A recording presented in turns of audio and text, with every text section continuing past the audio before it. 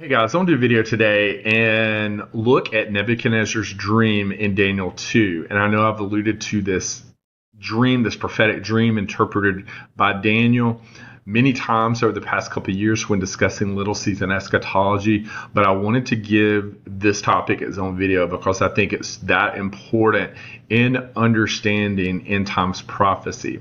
And once you understand the proper interpretation as far as the chronology goes with this dream of Nebuchadnezzar's, it will set you up to interpret the remainder of the book of Daniel and its prophecies within it properly, and especially understanding the book of Revelation.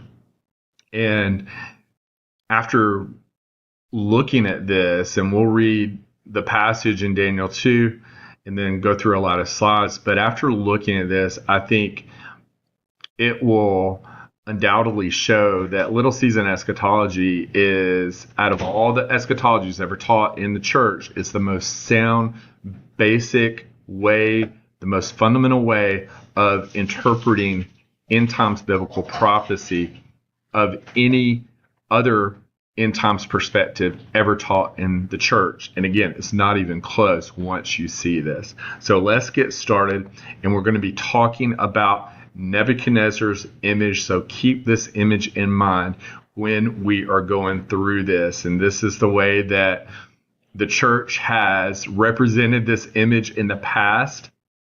We'll talk about that in a little bit, but let's read starting in verse 29 in Daniel 2. And so this is Nebuchadnezzar. He had this dream. He forgot the dream, and he asked all his wise men in Babylon if they could not only interpret the dream, but tell him what it was. Only God could be able to do that, and they said as much. But Daniel, a child of God, was given not only the interpretation of the dream, but the dream itself, and went to Nebuchadnezzar to tell him exactly what it meant. And so we'll start at verse 29, and it says, "As for thee, O king," this is Daniel speaking to King Nebuchadnezzar, "thy thoughts came into thy mind upon thy bed, what should come to pass hereafter." Again, we see this word hereafter. We'll see this in the book of Revelation. So this dream is from this point forward. That's what hereafter means.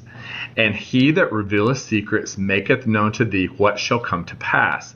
But as for me, this secret is not revealed to me for any wisdom that I have more than any living, but for their sakes that shall make known the interpretation to the king, and that thou mightest know the thoughts of thy heart. Thou, O king, sawest, and behold, a great image. That great image, whose brightness was excellent, stood before thee, and the form thereof was terrible. The image's head was of fine gold, his breast and his arms of silver, his belly and thighs of brass, his legs of iron, and feet part of iron and part of clay. Thou sawest till that a stone was cut out without hands, which smote the image upon his feet that were of iron and clay, and brake them to pieces. Then was the iron, the clay, the brass, the silver, and the gold broken to pieces together, and became like the chaff of the summer threshing floors. And the wind carried them away, that no place was found for them. And the stone that smote the image became a great mountain, and filled the whole earth. This is the dream, and we will tell the interpretation thereof before the king." So he gives King Nebuchadnezzar the dream that he had previously forgotten. And so now he's going to tell the interpretation of the dream. Starting in verse 37, "Thou, O king, art a king of kings, for the God of heaven hath given thee a kingdom, power, and strength, and glory. And wheresoever the children of men dwell, the beasts of the field and the fowls of the heaven hath he given into thy hand, and hath made thee ruler over them all. Thou art this head of gold. And after thee shall arise another kingdom inferior to thee, and another third kingdom of brass, which shall bear rule over all the earth. And the fourth kingdom shall be strong as iron, forasmuch as iron breaketh in pieces and subdueth all things. And as iron that breaketh all these shall it break in pieces and bruise. And whereas thou sawest the feet and toes part of potter's clay and part of iron, the kingdom shall be divided. But there shall be be in it of the strength of the iron, forasmuch as thou sawest the iron mixed with miry clay. And as the toes of the feet were part of iron and part of clay, so the kingdom shall be partly strong and partly broken. And whereas thou sawest iron mixed with miry clay, they shall mingle themselves with the seed of men, but they shall not cleave one to another, even as iron is not mixed with clay. And in the days of these kings shall the God of heaven set up a kingdom which shall never be destroyed, and the kingdom shall not be left to other people, but it shall break in pieces and consume all these kingdoms, and it shall stand forever. Forasmuch as thou sawest that the stone was cut out of the mountains without hands, and that it brake in pieces the iron, the brass, the clay, the silver, and the gold, the great God hath made known to the king what shall come to pass hereafter. And the dream is certain, and the interpretation sure. So a lot of deep prophecy within that. And I'll probably make another video to discuss the deeper layers in the second part of the interpretation of this dream that Daniel gave Nebuchadnezzar. But let's look at Nebuchadnezzar's statue and discuss what Daniel was telling him.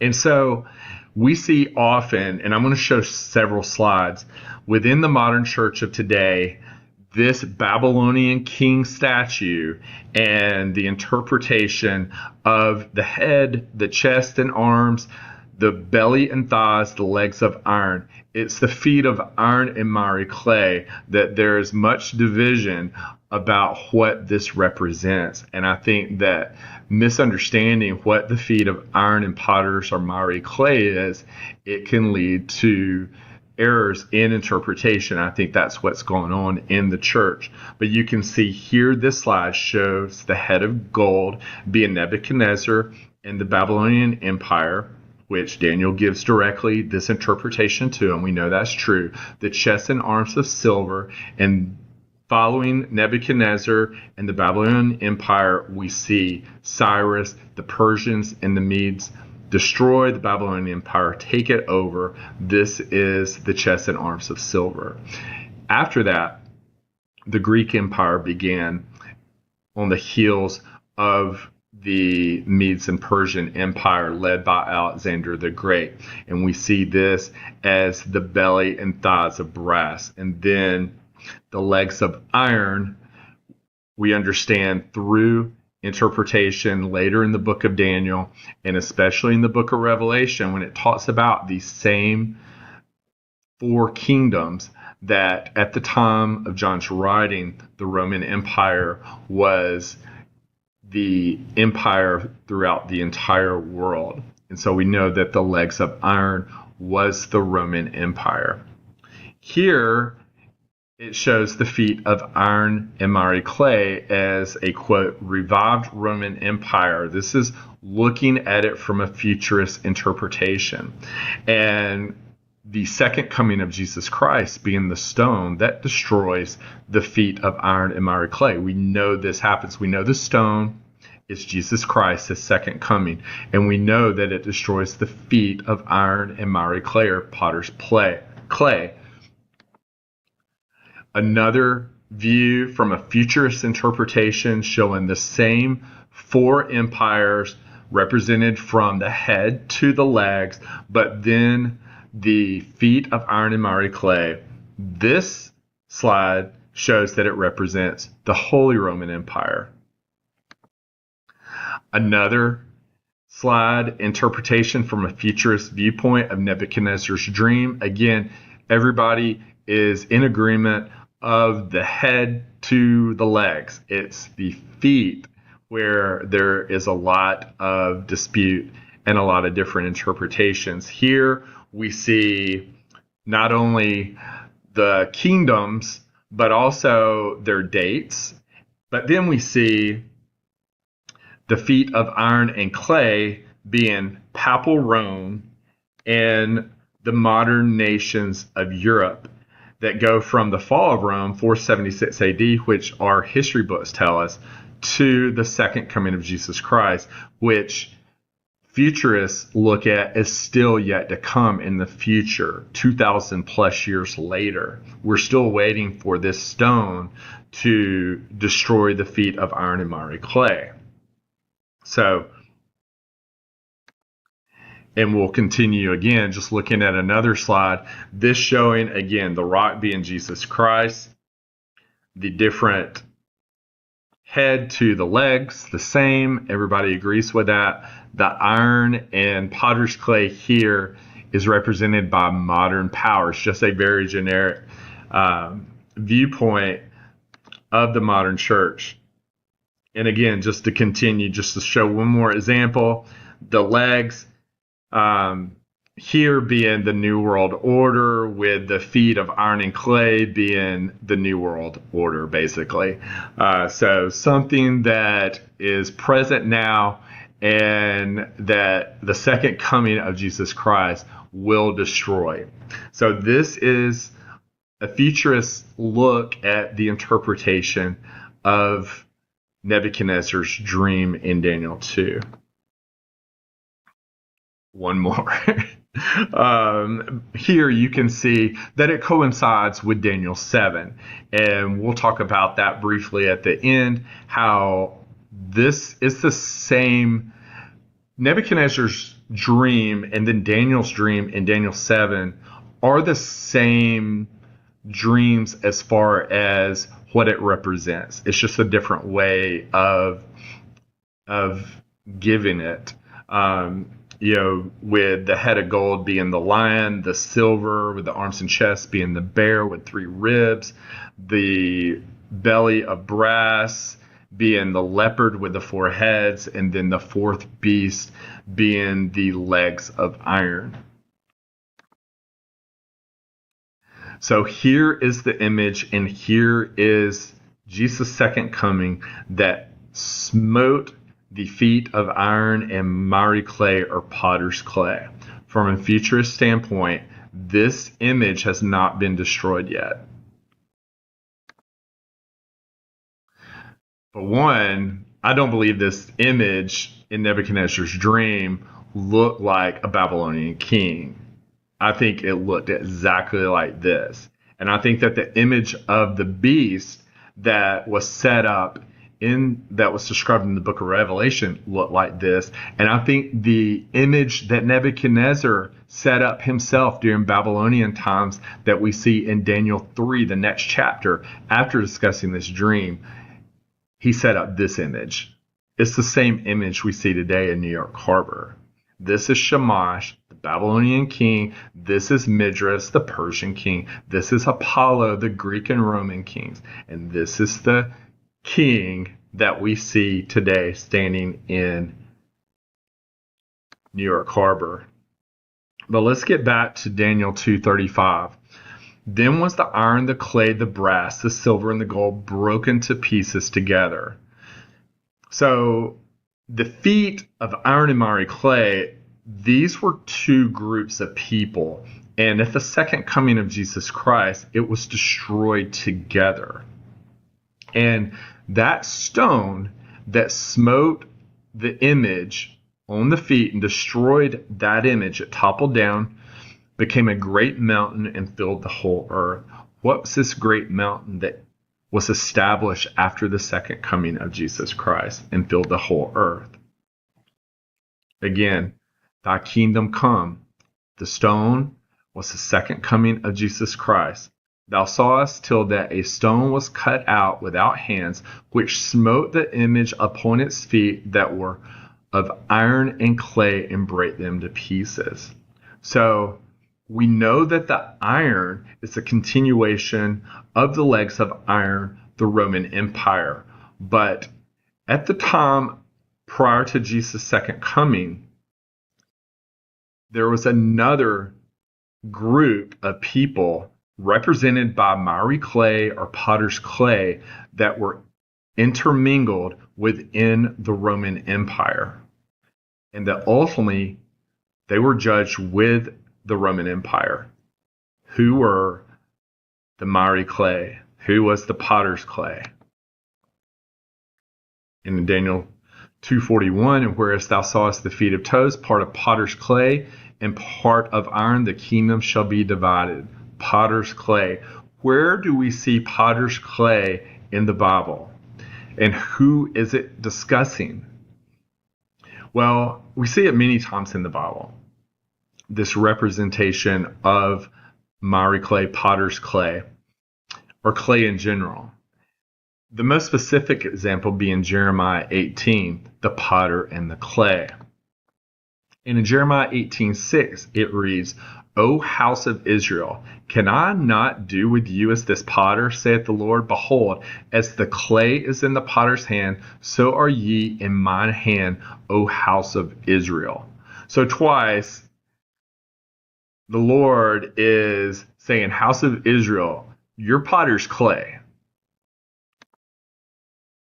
In Isaiah 64:8, but now, O Lord, thou art our Father, we are the clay, and thou our potter, and we all are the work of thy hand. Again, this is referring to the house of Israel. In Isaiah 41:25, this is a prophecy of the second coming of Jesus Christ. I have raised up one from the north, and he shall come. From the rising of the sun shall he call upon my name, and he shall come upon princes as upon mortar, and as the potter treadeth clay. So this is describing what Nebuchadnezzar's dream was of Jesus Christ's second coming, and that it was to destroy the potter's clay, the miry clay that was mixed with the iron, the Roman Empire. And that's exactly what happened. This occurred in sequential time frame. And after the Roman Empire and the house of Israel became intermingled with them and gained position within the Roman Empire in Judea, they had their own province, they had their own high priest, their whole way of doing things. That is the time that Jesus prophesied of that generation of judgment coming on the transgressors and the sinners. It was the house of Israel and the Roman Empire. This is what Daniel's interpretation of Nebuchadnezzar's dream was pointing to. It was signaling to the second coming of Jesus Christ coming upon the generation that later Jesus and all the prophets, including John in the book of Revelation, was warning that specific generation of a time of tribulation followed by the wrath of God at the second coming of Jesus Christ, and that their house was going to be left desolate. Now, in the book of Daniel, these prophecies were sealed because it was for a future generation. But the prophet John, who expounded on these prophecies within the book of Daniel, said, no, now it's not close anymore. The seal's open. Like, this is coming. It must shortly come to pass. The time is at hand. This is things that are coming upon that generation. That's exactly what it did. So if you look at this from futurist doctrine, you're not going to understand who the feet of iron and miry clay, and understand it's the Roman Empire, and understand it's the house of Israel, and that this is in the past. And you're going to have a lot of error, just like we looked at in the last several slides, looking at all these different interpretations. But what these modern churches have done is they haven't gone to the Bible to see who the potter's clay is. They've used their own interpretation and said, well, it's the Catholic Church, or it's the modern nations of Europe. You know, this is not within the Bible. The Bible tells you exactly what this is. And that's exactly what happened, as we see again in the book of Revelation, this judgment of the whore that rode the beast. This is the house of Israel and the Roman Empire that were judged together. We see it in Revelation 17 through 19. And we see several representations of the harlot riding the scarlet colored beast. These are all the same interpretations, the same descriptions of this judgment upon the house of Israel and the Roman Empire, both in the book of Daniel and in the book of Revelation. And it was the end of their world as they knew it. And there was cataclysmic judgments. The trumpet and vial judgments utterly destroyed the world in its whole entire framework. And the Levitical priesthood was no more. The temple was no more. And Jerusalem was completely destroyed and divided into 3 parts. This is the beast, the Roman Empire. It fell at the time that the house of Israel, Jerusalem, was judged. This occurred in the time frame between 70 and 76 AD, not 400 years later like our false history books tell us in 476 AD. This occurred together, as we see in the book of Daniel with Nebuchadnezzar's dream, as we see in the book of Revelation with the harlot and the beast being judged together. And they came down and was destroyed. The image of the beast was destroyed at that time. And we see in Revelation 18:2 describing this judgment. And he cried mightily with a strong voice, saying, Babylon the Great is fallen, is become the habitation of devils. It says Babylon is fallen, is fallen. It says it twice because it's made up of 2 entities. It's made up of the harlot and the beast. It's made up of the feet of iron and miry clay, or potter's clay. This is why Peter wrote about the church at Babylon, because Jerusalem had become the headquarters of the Roman Empire and the high priests of Israel who had denied Jesus Christ. And there was judgment coming upon them, as Jesus states so many times, speaking to that generation of impending judgment that were to come upon them and their children. In Matthew 23:37 and 38, Jesus says, "Oh, Jerusalem, Jerusalem," again, saying it twice, because there's judgments upon 2 entities at that time. "Thou that killest the prophets and stonest them which are sent unto thee, how often would I gather thy children together, even as a hen gathereth her chickens under her wings, and ye would not? Behold, your house is left unto you desolate." And just before that, Jesus says, "Verily I say unto you, all these things shall come upon this generation." It was speaking of the disobedient children of Israel and their children. It was coming upon them within their generation, not a future generation 2,000 years later. Thy kingdom come. And the second coming of Jesus Christ did come at that time. And it judged the beast, it judged the harlot, and the stone that smote the feet of iron and miry clay. That stone that struck the image became a great mountain and filled the whole earth. This is the millennial kingdom. This is the initiation of the millennial kingdom. That's what it's describing.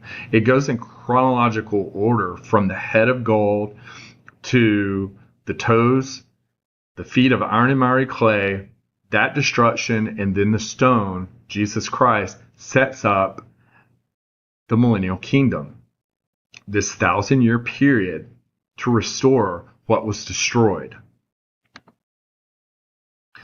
And so once you see this through the lens of just basic interpretation of doing word studies in the King James Bible, you can use the Geneva Bible. Just use a Bible that originated within the millennial kingdom. Don't use one that originates out of the little season of deception. But looking through these prophecies through the proper lens, looking at it through Little Season Eschatology, it becomes very evident what this is relating.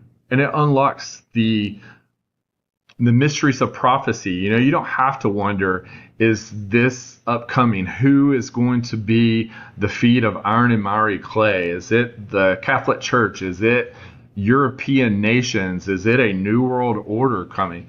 Once you understand this, it becomes very obvious. And everything that we've had in the past as far as eschatology teaching within the church, whether it's preterist, futurist, idealist, historicist, has missed the boat when it comes to understanding the timeline and where we are within it.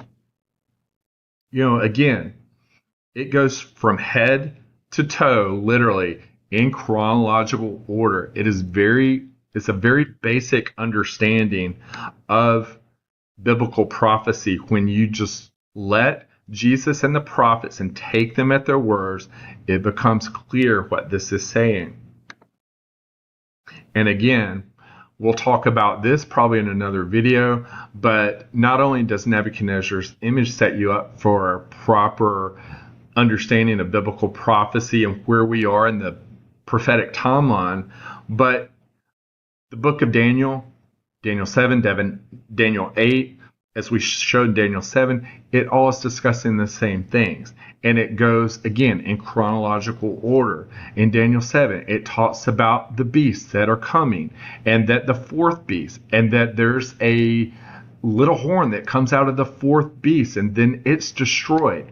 And then after it's destroyed and judged with the false prophet, in Daniel 7:27, it says that the kingdom and dominion and the greatness of the kingdom under the whole heaven shall be given to the people of the saints of the Most High. This is exactly what the book of Revelation shows happens. And whose kingdom is an everlasting kingdom, and all dominions shall serve and obey him. This is describing in Daniel 7:27 the initiation of the millennial kingdom of Christ. Just like Nebuchadnezzar's image that he dreamt is describing, just as John in the book of Revelation is describing. It describes the feet of iron and miry clay in the book of Revelation being described as the whore, the harlot, and the seven-headed scarlet beast. Then you see the second coming of Jesus Christ. Then you see the millennial kingdom of Christ in Revelation 20. The 1,000 years that's mentioned 6 times. This is a literal 1,000 years period of time that has an expiration time before the loosing of Satan from the bottomless pit. It all is very basic, very fundamental, goes in chronological order. The futurists still think we're at the legs of iron. They have not gone down that natural chronological progression. They're still waiting 2,000 years later for the stone to smite the feet of iron and miry clay, or potter's clay. And it reminds me of the 70 weeks. Futurist doctrine has to put a gap between the 69th and 70th week, and they do.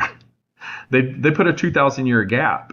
They put a 2,000 year gap between the ankles of Nebuchadnezzar's image and the feet of iron and miry clay. If you were looking at Nebuchadnezzar's image and looked at it from a futurist standpoint, there would be a 2,000 year separation between his ankles and his feet.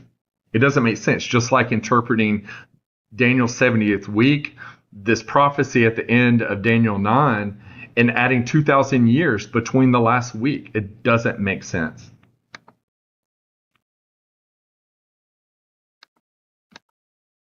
And you can see here, what I'm talking about, this gap between the 69th and 70th week of Daniel, where you see right here from Christ's death prophesied, we are waiting, and we're still waiting before the 10 toes of the statue, the 10 horns of the beast, Daniel 70th week, the tribulation, the rapture, the day of the Lord, the second coming of Jesus Christ.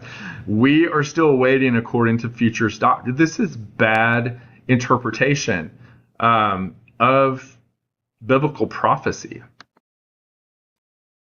Again, In Daniel 2:29, as for you, O king, your thoughts came into your mind on your bed. What should come to pass hereafter? From this point forward, Daniel's saying this is what comes in logical order hereafter. There's not this long gap. In Daniel 2:45, again, talks about, I'm telling you what's known to the king, what shall come to pass hereafter.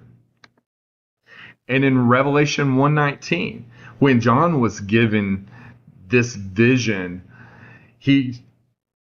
Jesus told him, write the things which you have seen, and the things which are, and the things which shall be hereafter. So John is writing at that time. He was a fellow brethren in tribulation prior to the judgments that were coming upon that generation. And the Lord told him, write things which are coming hereafter. From this point forward, this is what's coming. Now, preterism, on the other hand, full preterism, they will make the millennial kingdom, this 1,000-year period that's mentioned 6 times in the book of Revelation, they will say, well, this period of time is really 40 years, and it happens before the second coming of Jesus Christ. And it's symbolic. And that everything's happened already. Everything's been fulfilled. This is the era of full preterism. But as you can see, if you look at Nebuchadnezzar's image, his dream as a template of the logical chronology of things that come, you can see that the millennial kingdom comes after the second coming of Jesus Christ. It doesn't come before. The feet of iron and miry clay were destroyed by the stone. And then comes where the saints possess the kingdom, going into the millennial kingdom. As the book of Revelation describes, in logical order, the same thing. It talks about the second coming of Jesus Christ, the harlot, the beast being judged, and then the millennial kingdom comes after the second coming of Jesus Christ. It doesn't come before. But full preterists make this error. But partial preterists make the same error too. They view the millennial kingdom as symbolic. They don't make it 40 years and that it happened before 70 AD, but they make it this long period of time, 2,000 years, almost like a gap, just like the futurist doctrine. We're still waiting on the second coming of Jesus Christ 2,000 years later. There's this symbolic, large period of time that partial preterists use for their eschatology. But again, it's out of order. It's out of order in Nebuchadnezzar's dream. It's out of order in Daniel 7, Daniel 8, and the book of Revelation. The second coming of Jesus Christ occurs, then the millennial occurs. The millennial kingdom occurs afterwards, not before. This is where preterists have it in error. So are you a preterist or futurist? This is what the church will ask today. We're neither. Because they're both wrong, whether it's partial preterism, full preterism, or premillennial futurism. They're in error. Preterists are out of order, and futurists are waiting on this. They're still waiting at the ankles of the legs of iron.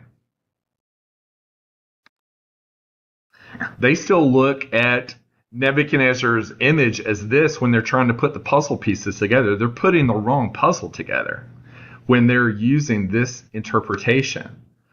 But through the lens of Little Season Eschatology, we're getting more and more puzzle pieces together. We're understanding this not only from a biblical standpoint, prophetic standpoint, but from a historical past standpoint, and understanding our timeline much, much better. And basically Little Season Eschatology is putting the right puzzle together now. We finally got the image that we're trying to put together, and we're getting the correct puzzle pieces. We're getting the correct puzzle pieces in order, whether it's through biblical prophecy, whether it's our historical past.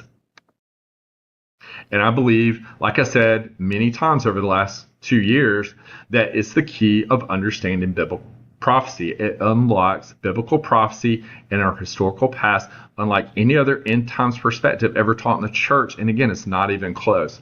And through this study, we're soon realizing that it's becoming the most prominent, most fundamental, most basic way of understanding where we are. Satan's little season. It's not only biblical, it just makes sense. And we'll do another video soon. God bless.